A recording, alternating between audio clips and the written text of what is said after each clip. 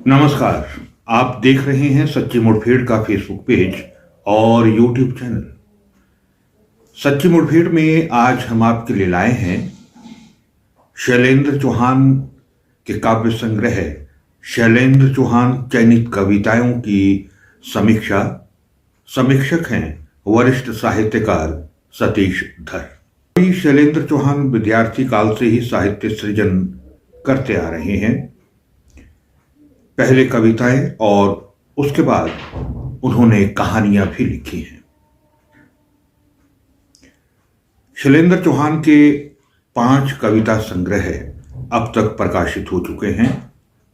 आपका पहला काव्य संग्रह 9 रुपए 20 पैसे प्रकाशित हुआ था, जो कि परिमहल प्रकाशन इलाहाबाद से प्रकाशित किया गया। ये 1983 में प्रकाशित हुआ। आप अनियमित पत्रिका धरती के संपादन से भी जुड़े हुए हैं। शैलेंद्र चौहान राजस्थान की ऐतिहासिक नगरी जयपुर में निवास कर रहे हैं। इस समय आप नियमित लेखन और स्वतंत्र पत्रकारिता से जुड़े हुए हैं। सुनते हैं शैलेंद्र चौहान के काव्य संग्रह शैलेंद्र चौहान चयनित कविताएं की समीक्षा। पुस्तक की समीक्षा कर रहे हैं वरिष्ठ साहित्यकार और लेखक सतीश धर। सच्ची मुठभेड़ के दर्शकों को सतीश धर का नमस्कार। आज हम इस पटल के माध्यम से जयपुर राजस्थान के कवि, आलोचक, उपन्यासकार और अनियत कालीन पत्रिका धरती के संपादक शैलेंद्र चौहान के सद्य प्रकाशित काव्य संग्रह चयनित कविताएं पर चर्चा करेंगे। यह संग्रह समकाल की आवाज़ शीर्षक के तहत न्यू वर्ल्ड पब्लिकेशन नई दिल्ली द्वारा प्रकाशित किया गया है। इसी वर्ष समकाल की आवाज़ श्रृंखला के तहत कवि शैलेंद्र चौहान की चयनित कविताओं का संग्रह new world publication C515 Buddhnagar Inderpuri Nai Delhi से प्रकाशित हुआ है। अपने प्रकाशकीय वक्तव्य में प्रकाशक ने समकाल की आवाज़ श्रृंखला का औचित्य स्पष्ट करते हुए अफ्रीकी कवि NC कुमालो की कविता का उल्लेख किया है, जो इस प्रकार है। हमें ऐसी कविताओं की ज़रूरत है जिनमें खून के रंग की हवा हो और दुश्मनी के लिए आती हों, जिनमें यमराज के भैंसों की घंटी की आवाज़। कविताएं जो आतताइयों के चेहरे पर सीधा वार करती हों और उनके गुरूर को तोड़ती हों। कविताएं जो लोगों को बताएं कि मृत्यु नहीं जीवन, निराशा नहीं आशा, सूर्यास्त नहीं सूर्योदय, प्राचीन नहीं नवीन, आशा समर्पण नहीं संघर्ष। इस प्रयास में कवि शैलेंद्र चौहान की चयनित कविताओं का संग्रह निश्चित ही प्रकाशक और कविता के मर्मज्ञ पाठकों की अपेक्षाओं पर खरा उतरता है।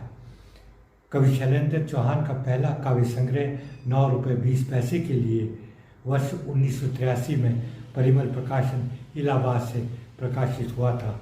उनके 5 काव्य संग्रह प्रकाशित हो चुके हैं। जाहिर है चयनित कविताएं इन्हीं संग्रहों में से हैं।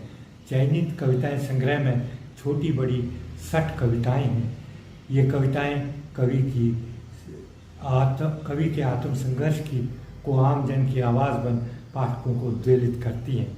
इन कविताओं में देश प्रदेश के सीले भूभाग पर कोहरे में छुपी धूल में लिपटी बारिश में भीगी मेघ गर्जन सी तड़ित रश्मियाँ एकाएक छिटकी हुई नजर आती हैं, जिसमें बीते युगों की स्मृतियाँ कौंधती रहती हैं। पहले मैं संग्रह की कुछ छोटी कविताओं की ओर ध्यान आकर्षित करना चाहूँगा, जो कवि की चिंताओं को व्यापक फलक प्रदान करती हैं। ऐसी ही एक कविता है कैसे, पृष्ठ 59। कविता देखें।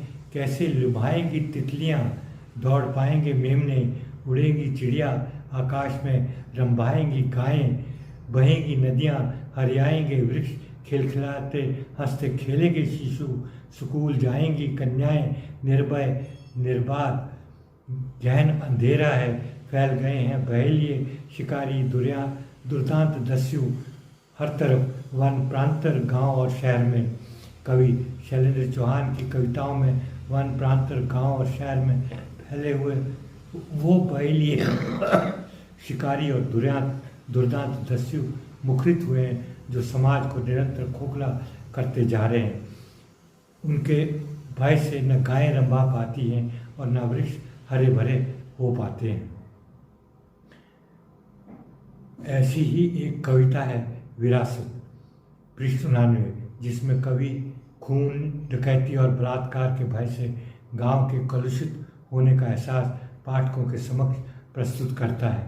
कविता देखें, गांव में हुआ जब पहला खून, पहली डकैती, पहला बलात्कार, यद्यपि कुछ भी पहली बार नहीं हुआ था, उनकी याददाश्त की समय सीमा ही थी। वह सन थे सब, अवाक लगा था उन्हें आघात, भय से पीले पड़ने की हद तक धीरे धीरे वह सहज हुए। फिर बाद को पढ़ने उनकी संतानें अभ्यस्त हो गई ऐसी वारदातों की। इसी प्रकार नीम का पेड़ पृष्ठ 87 शीर्षक कविता है, जहाँ नीम की पत्तियों की कड़वाहट का वह विलक्षण एहसास कवि को नॉस्टैल्जिक बना देता है। नहीं तो किसी और के लिए मर गया होगा, मेरे लिए तो अब भी जिंदा है नीम का पेड़ पृष्ठ 88। कवि की स्वीकारोक्ति कि इस प्रपंची समय में जनाभिमुख कविताओं का सृजन वाकई ही कठिन होता है, एक ऐसा बयान है जो कवि शैलेंद्र चौहान की कविताओं के जन का अंधेरा दूर कर उन्हें आशावान उजाले की ओर ले जाता है। कवि शैलेंद्र चौहान की एक लंबी कविता है उस्तराबाज पृष्ठ 42। कविता की कुछ पंक्तियाँ देखें। उतरते हुए नाई की दुकान से कटे बालों की गर्दन से चिपके टुकड़े रुमाल से झाड़ता हुआ सोचने लगा, इस प्रपंची समय में वाकई कितना कठिन है सृजन एक जनाभिमुख कविता का। थोड़ा ही आगे बढ़ा और टकराया सामने खड़े ट्रक से सीधा। डाले में लगे हुए हुक और चेन की चोट से धीरे धीरे उभरने लगा एक घुमड़ा माथे पर। यह कविता उस तरह के माध्यम से श्रमजीवी वर्ग की व्यथा का भी खुलासा करती है। जिस वक्त चला रहा था उस तरह नाई गर्दन पर, मैं सशंकित था। शक की सुई घूमी नाई की ओर, जिस तरह उस तरह के नीचे थी मेरी गर्दन, ठीक उसी तरह कोई न कोई उस तरह अरबों खरबों लोगों की गर्दनों पर था मौजूद हर वक्त। दुनिया का सबसे बड़ा उस्तरेबाज सफाचत दाढ़ी मूछ और भक उजले स्त्री के कपड़ों में बैठा था। व्हाइट हाउस में तबला बजा रहा था। वह अपनी उंगली से चिकनी सफाचट खोपड़ियों पर अमेरिका द्वारा शोषण की कथा का बखान करते हुए कवि का मानना है, लोग जूते कील टाई आलू चूल्हे चिंपांजी सारस मोची मजदूर सेठों वगैरह पर लिखते हैं सफल कविताएं। क्या बिगाड़ा है बेचारे इस उस्ताद ने। इस व्यवसाय को बाजारवाद ने किस तरह से घेर लिया है और उसके चलते आज कविता कितनी प्रभावित हुई है। कवि शैलेंद्र चौहान कहते हैं, कंप्यूटरीकृत सैलून में कीबोर्ड पर चलाते हुए उंगलियां अन्य भारतीय सुंदरियां हो सकती होंगी जो प्रबल दावेदार मिस वर्ल्ड और मिस यूनिवर्स की सौजन्य से मल्टीनेशनल कंपनियों के सेट कर रही होंगी। विभिन्न भड़कीले हेयर स्टाइल हॉलीवुड सितारों की तरह निश्चित ही लिखी जा सकेंगी। वहाँ एक बेहतरीन और मादक कविता, अनगिनत किस्में पराभव की, रूप रंग सुख सुविधाएं, कैरियर पुरस्कार प्रोत्साहन याचनाएं, घुटने टेक सहाय की झांकने लगेंगे बंगले।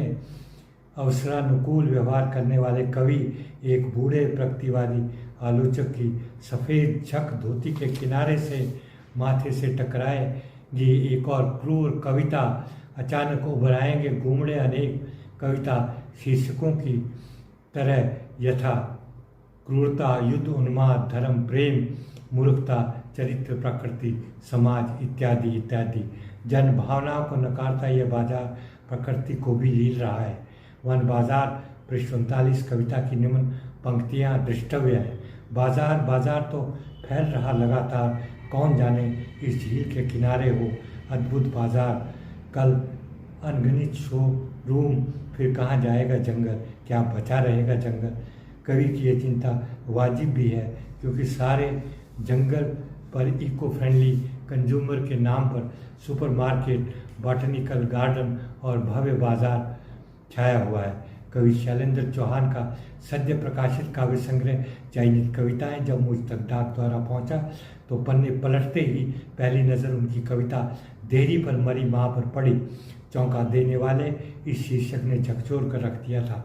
माँ की स्मृतियों को समर्पित यह कविता हिंदुस्तान की उन सैकड़ों माँओं की कहानी है जो पीढ़ी दर पीढ़ी समर्पण की सीख लेकर घर के लिए अपना सर्वस्व कुर्बान कर देती हैं। माँ की मृत्यु के 40 वर्ष बाद भी कवि ने माँ की स्मृतियों को जिस प्रकार प्रस्तुत किया है, निश्चित ही अद्भुत है। हर माँ एक संघर्ष की कहानी है, हर घर संघर्ष की जिंदा मिसाल। माँ को याद करते हुए कवि का भावुक मन अति संवेदनशील हो जाता है। याद करने को कहो तो कुछ भी याद नहीं, यद्यपि बीते 40 वर्ष मैंने देखा माँ को मरते हुए। मेरे लिए, हम लोगों के लिए, 5 भाई बहनों के लिए दिन रात पेट काट कर करते जीवन संघर्ष। दादी भी जिंदा थी तब मैं रोया मारने पर। माँ के एक दिन वह पढ़ा रही थी जब मैं बोला दादी से, तुम्हारा कलेजा नहीं फट गया। माँ ने मारा मुझे, रोका नहीं, छुपाया भी नहीं। दादी हंसी थी बहुत, इस बात को याद करती रही बहुत दिनों तक। माँ रहने लगी गांव में। दादी ने कहा था जान अपनी देरी पर ही देना, उन्होंने वही किया। जीते जी दादी भी नहीं गई गांव छोड़कर। विधवा होने के बाद भी डटी रही देरी पर। वही सीख उन्होंने बहू को दी। पिता भी नहीं टाल सके अपनी माँ की बात। और मेरी माँ गांव में बसी तो ऐसी बसी नहीं निकली मौत से पहले। उपरोक्त पंक्तियों के बाद शुरू होती है इस देरी और माँ के निधन की कथा। इस देरी का उल्लेख करते हुए कवि शैलेंद्र चौहान लिखते हैं, देरी देरी भी क्या, न सोने की न चांदी की, लोहे की भी नहीं, सड़ी हुई आम या नीम की लकड़ी की। गांव वालों ने बहुत कोशिशें की छोड़ दे वह देरी, पर वह भी थी धन की पक्की, जिद्दी बहुत। माँ के खान पान और दिनचर्या का कथात्मक उल्लेख करते हुए कविता पाठक को अपने साथ लेकर आगे बढ़ती है। मेहनत और प्रतीक्षा के बीच जिंदगी बसर करती माँ सचमुच समूचे गांव जैसी ही थी। दरअसल माँ गांव की थी, गांव जैसी ही थी, गांव के लिए थी। देरी पर मरी माँ, पृष्ठ 85। उपरोक्त कविता में कवि ने माँ को माँ से अधिक श्रमिक मानकर सच्ची श्रद्धांजलि दी है। संग्रह की सूखा बीतता हुआ बसंत, धूप रात माटी अग्नि गर्भाओं में सूर्यास्त संकुचन मारे गए हैं अन्य सशक्त रचनाएं। कवि शैलेंद्र चौहान की इस मूल्यवान भेंट का आशा है काव्य जगत में खुले मन से स्वागत होगा। शुभकामनाएं।